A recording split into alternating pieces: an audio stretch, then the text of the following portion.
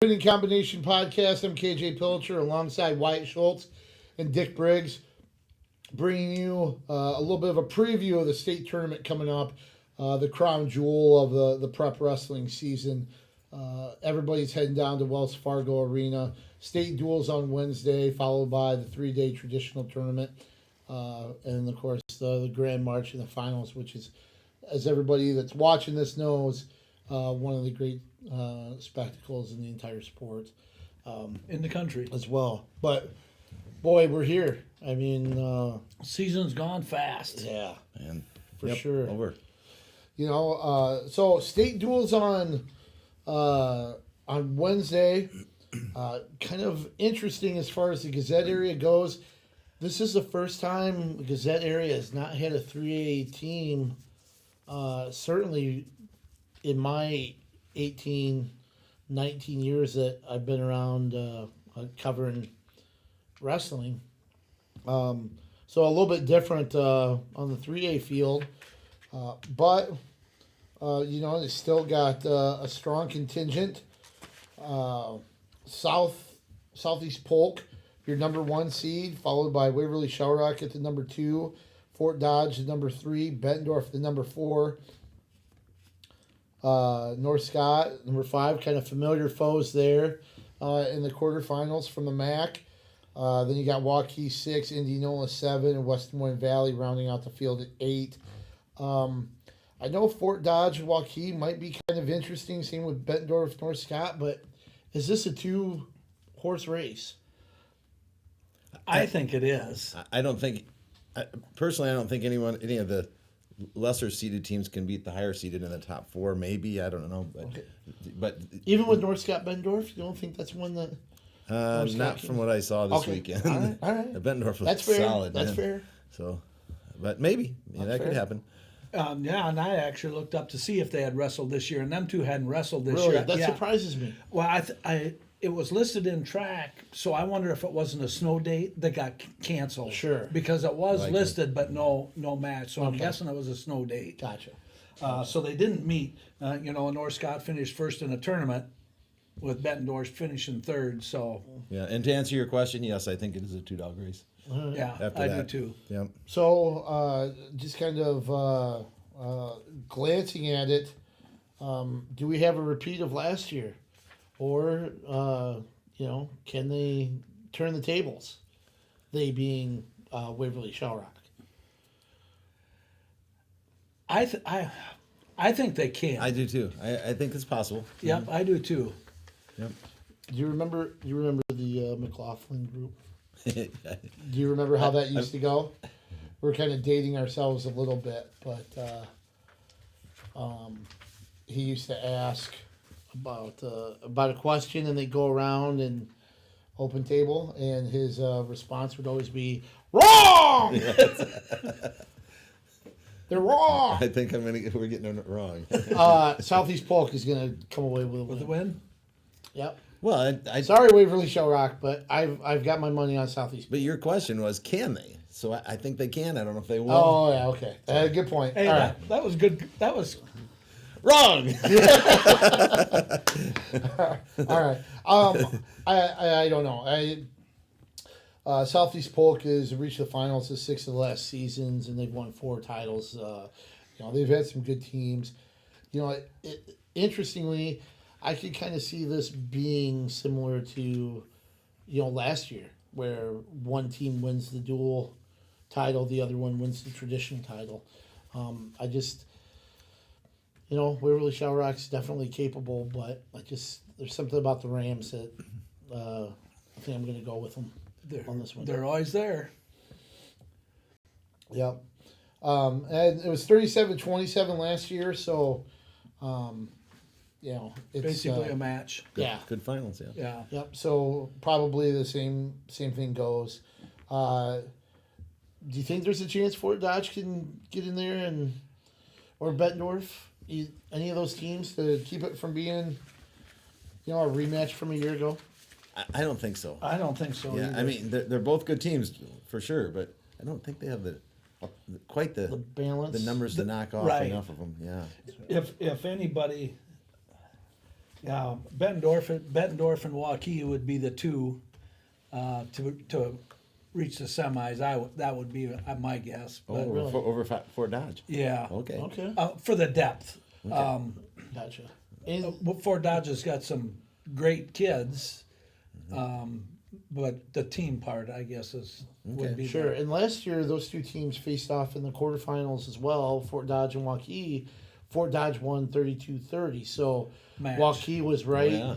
right there. Last year, they were 4-5, I think, in the seedings of a year ago, and now 3-6. So, yeah, I mean, that's you bring up a good point about Waukee. So, awesome. And of course, those 3A teams will wrestle at 11 o'clock on Wednesday in that second flight Second of round. quarterfinals. 9 o'clock on Wednesday, 2A and 1A will go. 2A, yeah, Talking word- about I second mean- place, aren't we? yeah. I seriously, I mean, not trying to, Yeah.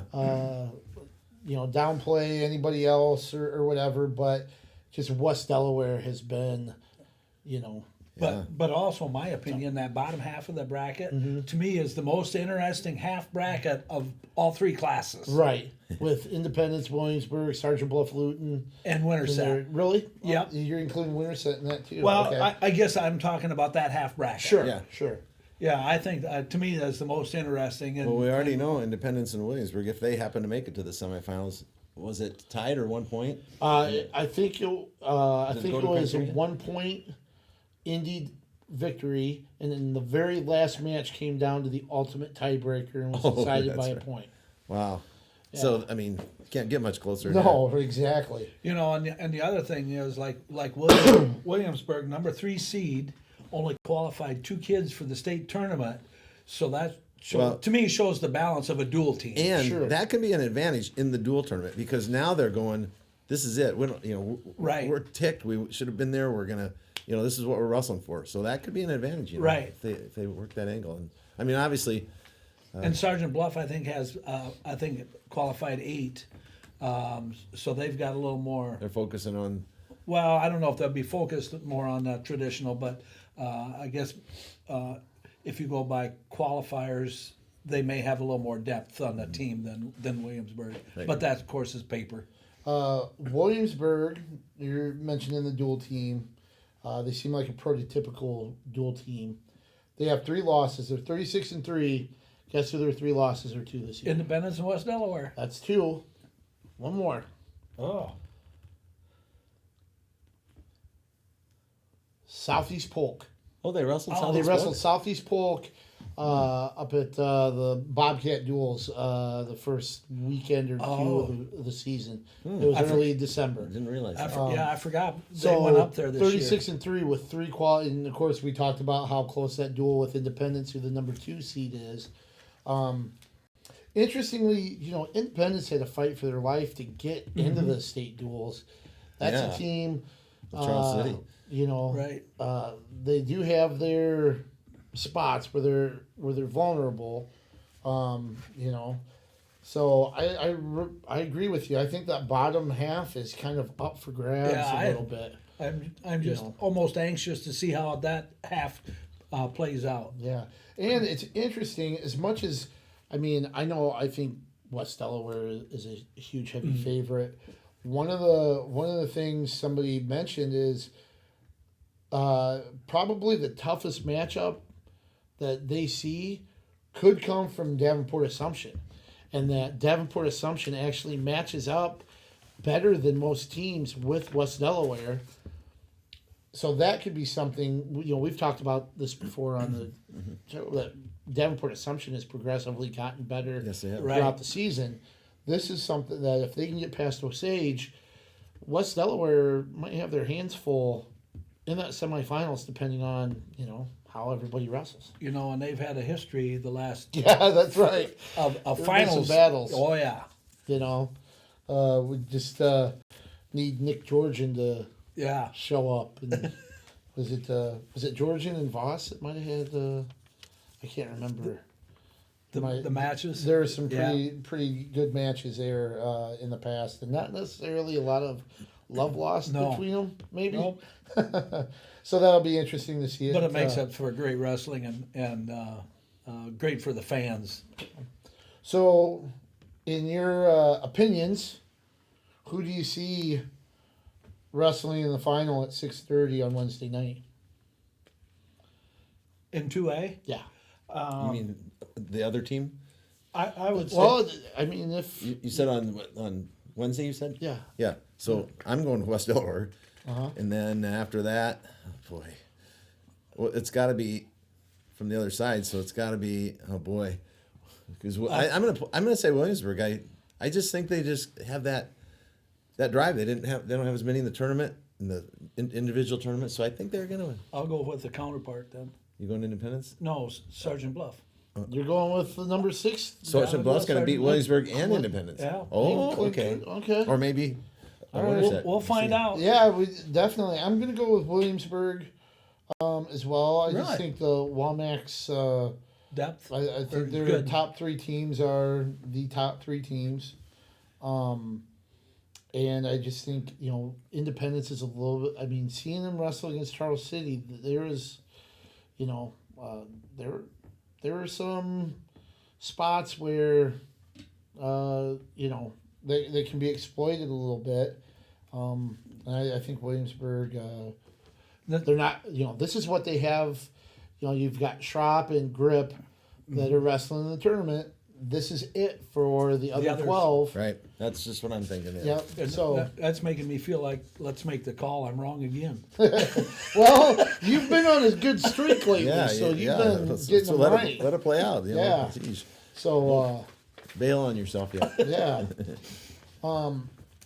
And then in Class 1A, we talked about kind of a 2-horse race in 3A. Is it the same situation in 1A? I mean, is this just inevitable 2-horse. Lisbon, Don Bosco rubber match in the state finals? Interesting fact that Jim Nelson, our friend at the Waterloo Courier, has pointed out the Don Bosco coaching staff and their blue pants. Right. The Blue Pants Brigade, or whatever Jim called it. They're 4-0 or something, including last year. So the Blue Pants are coming back for the state But duels. I have to tell you, I'm not sure if you're aware of this, that Lisbon, evidently it was a bet that the coaches said, we'll wear red pants if we win the Battle of Waterloo. They won it. So at sectionals, they had red pants. They did. So they may counter those blue pants with red pants. Now what do you say? And You never know. Let's see what Lisbon pulls them out. that's right. That's right.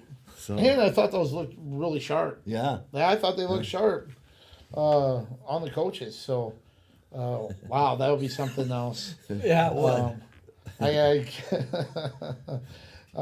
But I mean, we saw Lisbon won the Battle of Waterloo when those teams met there.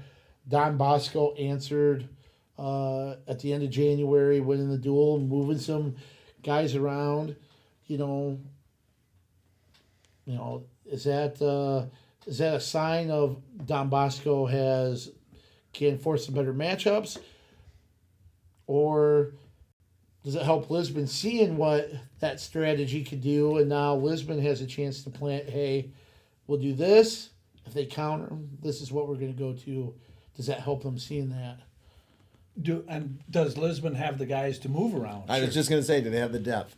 And then it also comes down to a coin flip Right, sometimes. So right. And who's got to report first? For first Right. at certain weights, critical weights. Yep, absolutely. And if I'm not mistaken, I think Lisbon got what they wanted at the last duel Oh, really? as far as reporting. did So they? yeah, so that makes a huge difference. But now it might shift knowing what Exactly. they can do. So Yeah. So yeah, it'll be. One of the things I think might decide this one is at 120. I think what is it, Funk and Paez, and Brandon Paez has wrestled as well as anybody actually since that duel. I think he's pinned Damon Houston twice in consecutive weekends here leading up to state. He is, and that was one of the things Brad Smith talked about with Paez, was that he needed that win. He talked to him after he Confidence wrestled builder. Houston, because he actually wrestled like the week before that at the Tri Rivers conference tournament, and he talked to him about, hey, you're as good as him. You just need that one win, and you'll see, and you'll believe in it. You just got to believe in yourself. He got that at sectionals, and then he followed it up with another one. He's wrestled Austin Cagley, tough, from Prairie. I think that's where that duel is going to hinge on. Whoever wins that, I think, wins the duel. But and at the same time, how about 106 Yeah, with Moore and Happel? right. You know, because Happel won the early one and Moore won the second one, and so that one could be a big turnaround too. Yeah, and you can go right up and down Exactly. the line too. Right. But yeah, those are two certainly key matches. It's kind of interesting that Happel ends up being the top seed It was. the state tournament. 6, yeah. Yeah, there as was well. a few head scratchers.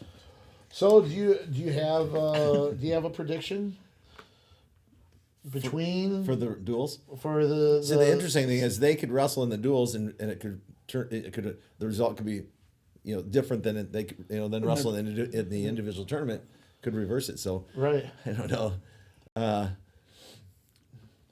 Man, I don't. You have a pick? I would take Bosco right now. Yeah. Yeah, just I- because I think they have the guys to move around if they Sure. want. Sure. I just went with the homer pick. To be honest with you, I think I could go either way, but I went with Lisbon just because they're one of our teams. So I'm not afraid to admit that. I put on the old homer hat, Okay, I'm going with for the that one. top seed. and that would be Don That's Bosco. Don Bosco. So I don't really know. I think it's gonna be that close, and Yeah, it's gonna be fun. Is there a connection with you and Don Bosco? No connection. No connection at all. Nope. Was Dan Mashik not from Cedar Rapids? Not that I'm aware of. Oh, I thought Dan Mashik had some type of connection with Magic Cedar was Rapids. Waterloo West. Yeah, with Gable. a prep. But I thought either his parents or somebody he was originally from Cedar Rapids. I don't think so. We'll have to check with Dick. My only connection there is Ray Fox. We were teammates at UNI. Okay, well, see, there's a connection. But yeah, and then you chuckle. Yeah, it's Foxy, man. Crazy Ray. Crazy right. Who Crazy won? Ray. Played golf with him at their reunion, and I was in the group ahead of him or behind him, and so every time we'd come up to the green, he'd have something fun there, like a candy or just some goofy thing that he pulled out of his house, and now it's something. It's crazy. It makes it fun. excuse me. So all that begins Wednesday, 1A and 2A, as we mentioned, 9 a.m. For the state dual quarterfinals, followed by 3A quarterfinals at 11. All semifinals are at 1 o'clock. Fifth and seventh place matches will begin at 4:30 with the finals and third place duels at 6:30 Wednesday at Wells Fargo Arena. And as we mentioned here before, contract is up for Wells Fargo Arena. Could be the last time in a while. I think I heard that they may decide in June, maybe somewhere. That might be the timeline, or Okay. so. And we have to be careful because I think they're going to keep them, but an option is to do away with the duels too. So I was kind of, and the reason I say that is because we had some teams that didn't really honor that in the regionals. Maybe sent some junior varsity teams, or it appears that way anyway. And so For sure. So if you're not going to honor it, what's the message Why to do the it? association? You know? Right. So I hope they continue it. It'll be interesting to see how that plays out here in the near future. Now, for the granddaddy of them all, the traditional meet. Looking at some of the results, I think there's 18 returning state champs among all three classes. I think 7 in Class 3A, 5 in Class 2A, and then 6 in 1A with, of course, Mitchell from Woodbury Central not wrestling. He would have been a 7th. But And 2 obviously potential he's injured. 4-timers. And 2 This 4-timers year. with Cale Happel of Lisbon and Adam Allard of West Sioux. So kind of amazing. I was doing the numbers on this, mainly because I was driving to Lisbon to talk to the Happels, and I had a younger daughter, and we were discussing 4-time champions and stuff like that, and I just threw out a ballpark number because there's 672 wrestlers that compete at the state tournament in the current format. 16-man brackets for 14 weight classes, Times three classes. And I can't even remember how long it's been. 14 weight classes, but even over 10 years, that's 6,700 wrestlers. Going all the way back to the 1920s, I know some years there's been 4, there's 8, 2 classes, 1 class. But we just said a round number, 12,000 wrestlers that have competed at the state tournament. They could be the 28th and 29th. That's not just a 1%er. That is a quarter of 1%. Wow. That's how elite that group is. And I know somebody asked today, 29, that's a lot. That, it seems like the number's really growing. And when you factor in how many wrestlers there have been, just at state, not including guys that didn't advance out of district or guys that didn't advance out of sectionals, or even kids that have been on a team and never wrestled varsity postseason, 29. Yep. That would be 29. I can raise that percentage up maybe a smidge, because for a long time, there a lot of schools only had three grades. Sure. So that's going to skew it down, but not much. It's still going to be under 1%, I bet. So Yep. Yeah, because there are a lot of people that could obviously, Just to be clear. like Dan. Yeah. Well, Gable, yeah.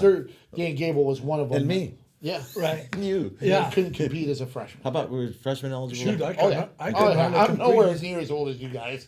I couldn't hardly compete as a Couldn't senior, tell. much less a freshman. No, I mean, That hurt. he's throwing at me, so I'm, Yeah, I got it back. I caught you. I caught you on that one. But then at the same time, how many brothers? Yeah, that could just be. it'll be the second set Right. if everything goes According to plan. One of the things that was also thrown out during Happel's run leading into this tournament, out of his 12 matches, 11 have been decided by technical fall or pins. He's only had one match that was a major decision, and he won that by 14 points. So he's on the verge Wow. of being probably the most dominant as far as results go and points scored. Dominant 4-timers Impressive. as well. So that puts it in perspective of what he's been able to do. And the thing that I found out that I thought was really, really interesting, one, apparently when the Happel boys were younger and Carter and Cale and Quincy were going to tournaments, Cale was the one that usually was, as Dean put it, because I would never compare him to a bridesmaid, but Cale was the bridesmaid. It was Quincy and Carter that were usually winning tournaments and coming home. And Cale was like, yeah, and I was bringing home bronze and Interesting. stuff. And then now to see that he's Reward. on the verge of matching Carter's 4-time accomplishment.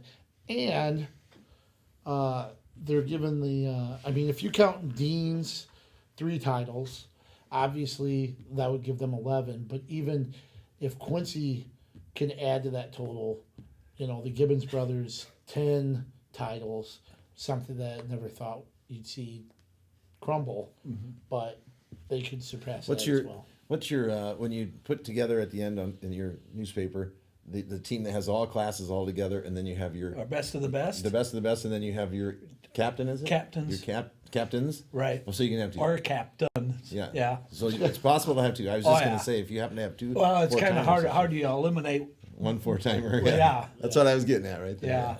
Yeah. Okay. And then your Cinderella champion, of course. So Oh yeah. So stay tuned for that. Yeah, because That's fun. you'll get a lot of them that'll come out. Somebody that'll come out of nowhere and upset. Right. That opens the door for somebody else even in a later round. So, so in class, let's just talk about 3A. Obviously, team wise, You know, you've got Southeast Polk, Waverly, Shell Rock, Fort Dodge, probably is some of the top players. But what did you kind of notice, or what did you see out of the brackets that I would throw caught in your also. attention? I would throw in also Bettendorf. I think Okay. they look pretty solid. I mean, I was pretty busy, but they look pretty solid on Saturday. And then Johnson, I think, is pretty good. And you know, I'm going to throw in out Iowa City West. I think they look like a maybe top. Pick it. I don't know if they can get in that top 3, but maybe top 7, certainly. maybe or somewhere. I think they could go top 5. Top 5, yeah. I mentioned with the 5 main guys that they have. I mean, it's not out of the question that you could have 3 guys in the finals out of that group, maybe Right. even a fourth. I really didn't look at 145. And then I also would throw in Linmar with that because I think they have maybe 3 solid yes, wrestlers as well. Maybe more than that. yep. Especially when you look at O'Brien at 106. Mm-hmm. You can consider obviously Nocturborn at 160, Mm-hmm. Which kick around this 2 freshmen in the finals at 160 and 3A. That's not out of the realm of possibility with Keeter and Nocturborn. Right, on the opposite sides. So Yep. that could be interesting as well. Park. As Yep, well, so. Park at 126. Yep. You know, So. so and a possible high place winner with Plummer at 170. Right. Mm-hmm. You know, so yeah, it could be interesting for some of those battles between 4th, 5th, 6th as well. Right, and who, yeah, like you say, and who can stay on the front side longer, I guess. Yeah. Because that's those are some pretty good sized points when you can stay on that front side. Right. Were there any first round matchups or I noticed at anything 285, Waverly and Southeast Polk at heavyweight. Oh, Right- is that right? right out of I the didn't gate. see Right that. out of the gate, but the winner will probably get Greenlee in the quarters. So Oh yeah. so it might be short lived, but right, but that's still an another advancement match. point or two. Exactly. that really could factor in. I know doesn't really have much to do with the team races at all, but if you look at 126, there are 2 ranked guys right out of the gate. A lot of people. I know one of the comments with seeding the event, people were like, "Well, you're not going to get those first round matchups that are really interesting." But you've got number 2 Austin Kegley and number 6 Garrett Borman, Prairie and City High, right out of the gate. So you still, even with the seedings, not passing judge. I don't think we'll get into some of the head scratchers and stuff. We understand there's some flawed maybe formulas or whatever. We'll touch on it in passing in a few cases possibly, but you're still getting some of those matchups. Because tomorrow we will put out. I went through them today. The 3As, 10 matches, first round matches, and like you say, that Kegley and Borman right out the bat was one of them, and that heavyweight one I just pointed out was another one. But there are some good matches. The only thing is you probably won't get your 1 and 2, 1 and 3 matches like you would have a couple years ago with that random draw. But you still have some good first round matches that may play a role in the team race. You get your Fort Dodges involved in there with a West or Waverly. So that does happen. Yeah, and just looking at like 138, where you've got Carter Martinson, who's ranked 7th for Southeast Polk, and his first round match is against number 8 Leo. From Lincoln. From Lincoln. Blau. Yeah. I knew I was going to butcher it either way, so we'll just call him Leo. But you've got one that could probably go either way, or possibly, and that could make a big difference. I can remember Waterloo, Columbus, and I think New London having a battle in the opening round, and I think Kyle Fornes might have come all the way back to get 3rd, and that ended up being the difference for Waterloo, Columbus. under Chris Ortner to win a title at the barn one year. Or I could be making it up.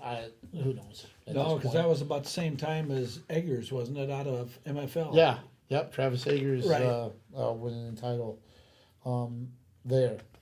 So and you also look, at 152, you've got 5 versus 7 with Yant and Faber as well. 138 is an interesting dynamic locally, I thought so too. especially with what just occurred at the Marshalltown district. Right. Yeah. You've got 4th ranked Christian Stanek of Xavier, and then Dylan Witt of Cedar Falls, who's ranked 5th. If they win their opening, Seeded fourth, seeded fourth and 5th. Mm-hmm. If they win, which is likely or possible that they could win that. Now they're wrestling each other. yeah, and they in had the second round. and they had a battle in the sudden victory, or even At the tiebreakers at districts. I'm not sure how they're. I think Stanek won in the MVC, but I can't remember exactly what the score was, whether it was close. But then, what's the winner get? Probably number 1, Caleb Rathjen of Ankeny. So I heard he's pretty good. yeah, he's pretty decent. But you know what? If you really look at it, that's how the seeding should Exactly. go. But Absolutely. still pretty kind of an interesting matchup there for the second round if both of those guys. And win as well. also at that way you have Kennedy versus senior first round, so MVC foes that'll see each other. For sure. Ashton Falk stepping in, and winning a district title. I think he's been kind of part-time with Ty Fiftner, maybe a little bit. And then Ty Fiftner was injured, and Falk stepped in and has done well. And one of my, this is personally one of my favorite stories. A new Dokun from Iowa City West. We've done a couple of the duels this year and talked about him. I think he might have transferred in from Tennessee or something like that. I thought it was out of Georgia, state. or maybe it was Tennessee. Yeah, I thought it was from out of state anyway, somewhere right? down there. Yeah. So he's playing Southeast. football. Nate Moore said he thought it was Brett Pelfrey that kind of said, "Hey, we need a 95-pounder. Why don't you come out?" He had never wrestled before. He's a senior. Why even bother? He comes out, and we saw, Nate Moore, he was really green. Very raw. Very raw. But he comes away with a district title and qualifies for state. I saw that. Pretty cool. And light bulb beacon for a lot of athletes roaming the halls. Go out. Never know. You never know. And you work hard, a little bit of athletic ability. You get a good coach. I'm sure, the coaching staff at West, Tate, Pujol. Hey, work on this.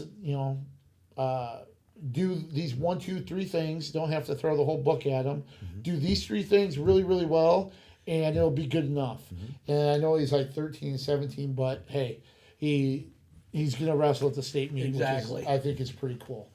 I think he drew Berg from Indianola. Yes. Right? Yep. Miles Berg, yeah. number 4 there as well. So Southeast Polk had 13 to lead the way. Fort Dodge, Johnston with 11 each. Bettendorf, Waverly, Shell Rock, 10 apiece. 13 versus 10. Do the numbers make a difference? And is that something that Waverly Shell Rock, enough firepower? Because I think they lost a ranked guy or two That didn't qualify. qualify. So do they? Is it something that the qualifying numbers doesn't really make an impact, or will it? I'll tell you after the first round. I'm okay. Top 3. I'm going Waverly, Shell Rock, Southeast Polk, Fort Dodge. That's my in 3A. Okay. Okay. What Fort do you got? Dodge.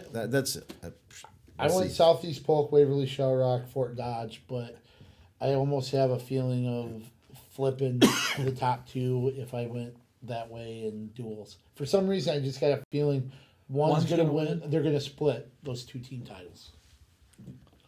And I think I went the reverse, didn't I? Yeah. I think so. So, all right. Well, what do you got? Yeah. I Or would you say, have to read the predicament to get it. no, Subscribe, right? Yeah. my first thought would be Waverly on both. Really? Okay. Yeah. Okay. Why, I don't know. Okay, so you got Waverly. Now who else? Southeast Polk, Fort Dodge. Fort Dodge, okay. Yeah. Especially Fort Dodge and maybe the traditional, they got some good horses. But I had gone through, we were going through and picking our finalists, or I was doing the 3As, and you know, even though like Braden Wolf had gotten beat in the district tournament, he's one of the better Plenty of ones in the district country. runners. I've had a district runner-up state champ. Yeah, and I picked him as a finalist. But and you got a couple. They got a couple finalists, just like Southeast Polk will too. But Nathan, should I share my individual champion predictions, or should I just have them go to the website to check it out when we post it all? Okay. You guys give me a weight class. I'll tease them a little bit. I'll share a couple. And then post it. And then Yeah. you guys can see the rest of them at thegazette.com for Okay. all our stuff. So give me a weight class in 3A. I'll give you a champion that I have predicted. I know my first. I'm going to say 160. I've been Keeter. Wow. And Okay. I think it was a coin flip between him and Knockbourne, to be honest with you. Really? I really think Ben Keeter is probably going to be winner. I know Bonanno. I think he actually beat Knockbourne. He did. But I just have a feeling that he's been wrestling really well. He was somebody that almost knocked off Keeter at the MVC, and I just have a feeling that those two freshmen are going to be people we point to down the road. That, hey, this is one of those neat matchups that we've seen. Okay, Your so turn. 160. What do you got? How about 132? Hunter Garvin. Okay. All right. I think Hunter Garvin. I know he's just the number 2 seed there, which kind of I think is a little bit of a head scratcher for me. But I just he's been dominant this year, and I just see him coming through with a victory. So the extra one I'll give you mainly because you kind of mentioned it at 220. I have that district runner-up, state champ pick. Wolf. I bet Wolf makes it to the finals and either gets revenge against the Newton kid. Lena If he Hunter, makes it, whatever his yeah. name is. Yep. So there you go. You'll be able to see those posted at thegazette.com. Team predictions and those individual champion predictions. I preface it by saying predictions only prove how much you don't know. So Okay. take it with a grain of salt. And we're only picking the finalists. We're not picking champions. We just did finalists. Okay, so teams in 2A. 2A. Okay, your second and third. Oh, I'll tell you what, that could be tough. That fighting for that second place. Yeah. Boy, I don't know. Union in there. I Sergeant did- Bluff. I did. Sergeant Bluff with numbers. That's what I had. West Delaware, and they may do it with no champs, or they may have 2 or 3. Right. You know. Well, last year they didn't have anybody finish higher than 4th Wow. and still won it. Wow. So that So could they happen could, again, yeah. or they could have. And I had Sergeant Bluff and then Union. So those are the 3 I had. I had West Delaware, Union, and Sergeant Bluff. I think Union, even though they kind of took a little bit of a hit, they still have a good core, kind of like Right. Iowa City West a little bit. But, in 2A, it just seems like 2A you can do a lot more with less Right. when it Yeah, comes to qualifiers than Right. 3A. And you can see that in 1A too. But I think they've got scorers like Aronson, Crawford, LeBon. I know Jack Thompson took a little bit of a hit with a loss at districts, but he's still somebody that you can't overlook as well.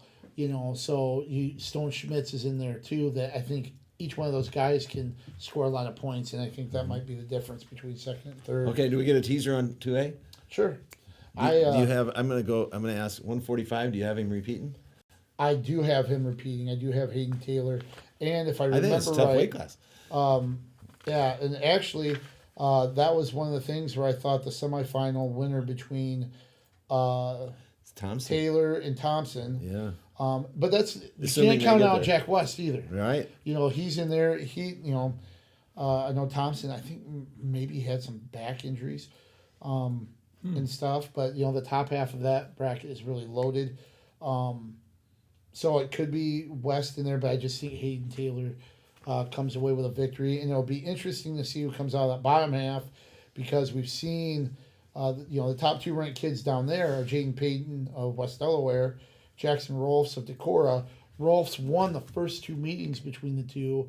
Payton won the third one, and the latest one, and I think was maybe a little more dominant in that match. Might have won by fall, actually. So it'll be interesting to see if those two match up in the finals or semis to make the finals. Yeah, I'd pick Peyton. So just to let you know, Okay. as a finalist or on that half. All right. Any quick first round matches that really stand out to you? You mentioned you guys will have 10 per class, right? Per class, yeah. And that Jim, really Jim stand does out. the 2A and 1A, so and I just kind of scanned through the brackets, so I really haven't gone into a real big detail about them. So for 2A, there are a couple 1 versus 4 matchups in the first round. The first one being Matthew Lewis of Centerville, who is going for his 3rd title, I believe. versus Cale Eiley of Gilbert, 1 versus 4 there. Of course, number 2 and 3rd seed in that bracket, Nathan. Brock Beck. Could be the spoiler there. Yep, I agree. He's tough. I've Might seen him. derail somebody going for 4 titles.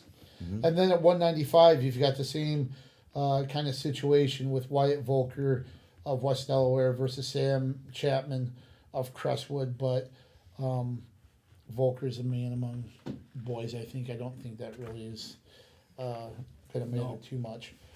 So, do you have a weight class? I'll throw out my dime store pick. Heavyweight or 220. I mean, not heavyweight. 220. Cody Fisher. I took the easy way out with Cody Fisher there at 220. Bonus weight class at 152. I think man, that's a deep weight. I mentioned that to you guys earlier today. The 5th seed is what's his record? 38. No. 38. No. Jeez. Panorama. Yeah. Not Yeah. Panorama. Yeah. So I mean, it's pretty deep. What do you got winning there? I have Esmoil. You got him Will winning. Yep, I have Esmoil. I couldn't pull the trigger on Kobe Simon at 220, but I did for him. I think he's really been through a lot over his career. I think he's having fun and doing a great job. That was kind of the biggest deal for him, getting over that hump, and I think he'll come away with a title there.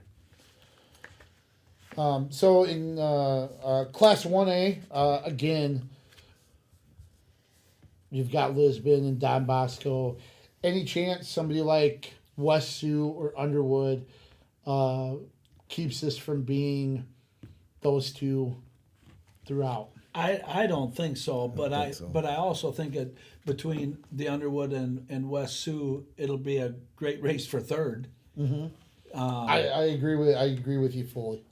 I think Underwood, with their 6 guys, they've got a chance of having about 5 in the finals. And with in 1A, just like you had mentioned, it's the qualifiers are spread out amongst more schools, so you can do more with less.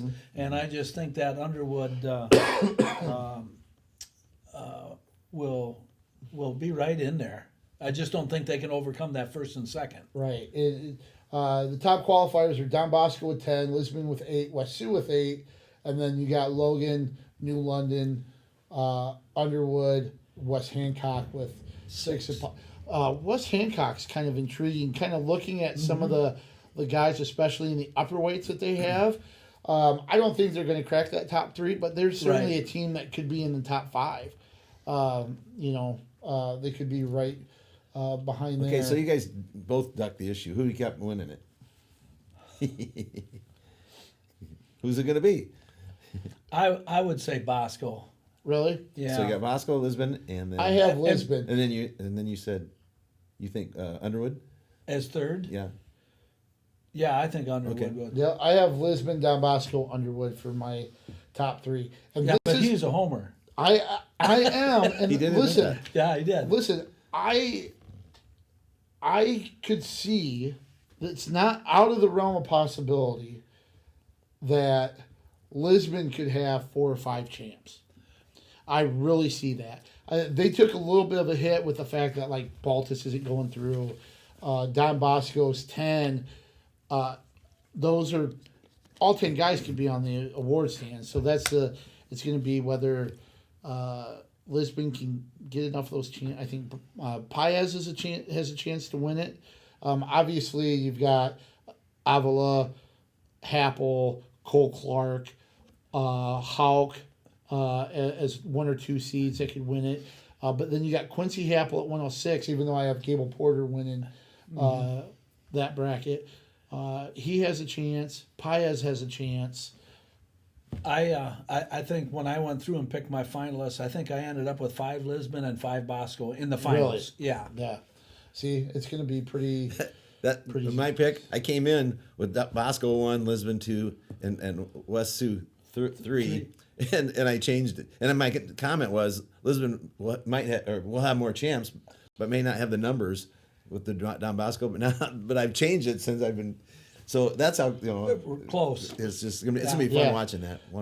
How cool would it be if we come down to the last 4 weight classes with Thomas Even in the finals for Don Bosco at 82, Cole Clark in the finals at 195, and them being within 3, 4, 5, 6 comes points. down to those two, or That- maybe That could be one of the neatest finishes. Wow. Yeah. If it In gets recent- that way. yeah. Now it could be one-sided by the time we even get to Saturday. You never know. You want to ask me about individual pick? I already gave you Gable Porter at 106. So don't pick for Underwood. 106. Let's go with 70. I have Ethan Fulcher. And I was really close to calling Tenhold because their matches have been so close the last 2 weeks. I think 7-6 and 3-2, if I'm not mistaken. And that's one of the neatest postseason rivalries I can remember was J.J. Krutzinger and Kyle Pedretti, and the fact that they faced each other in the finals, sectionals, districts, And state state. weekend. I think maybe there was a Hallblum and a Don Bosco wrestler that his name escapes me. Might have been the same way when Hallblum won at 113 one year, but I think those are really cool. And I think that's a situation there as well. But I'm just going to go with Fulcher around the table. Okay, I'd ask 132, but no. Then I'd ask 138, but no. So I'll ask 145. Yeah. I have Nick Hamilton of Underwood. And I was really, really close of naming Kale Ranavari. I think he's wrestling really, really well. I think he is, and too. it won't surprise me if he ends up winning it as well. But I went with Hamilton of Underwood. And the fascinating thing about Ranavardi is he finished 4th last year at 170. Yeah, that's right. Right. That's the He was- crazy part. Because he was wrestling up. Because he couldn't beat For a anybody out spot. on he's just for a spot. Yep. So, team wise, there any first round matchups that stand out to you right out of the gate that we'll touch on really, really quick. Because I didn't really go through it real close. really not too much kind of stood out except for maybe Intrican of Hudson versus Hanson of Lake Mills, a 4 versus 5 right out of the gate. But 152 is one that could be kind of fun because those two, the winner likely gets Hauk in the quarterfinals.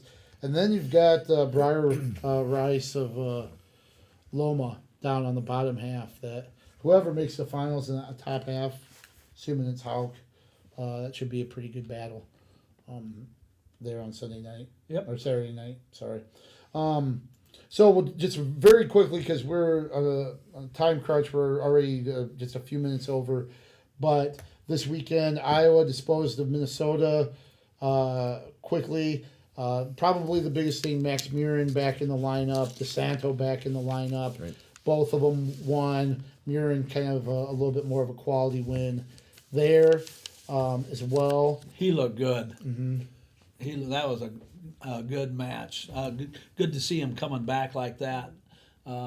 Almost like he hadn't missed a beat. Right, right. It looked very good. Those very McKees are aggressive. good wrestlers. So. Right. Yeah. And funky a little bit.